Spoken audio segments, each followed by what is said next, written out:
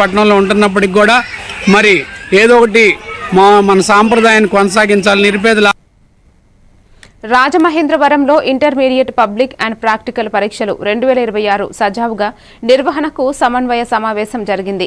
కలెక్టరేట్లో జిల్లా రెవెన్యూ అధికారి సీతారామమూర్తి అధ్యక్షతన ఇంటర్మీడియట్ పబ్లిక్ ప్రాక్టికల్ పరీక్షల నిర్వహణపై సమన్వయం సమావేశం జరిగింది.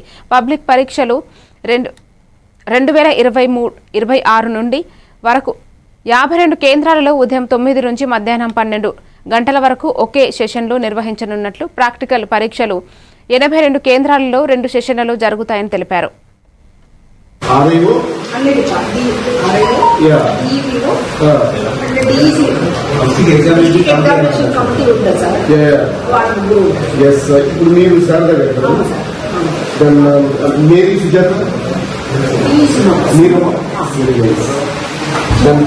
సుధాకర్ రెడ్డి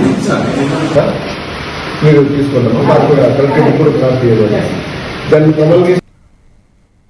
అనకాపల్లి జిల్లా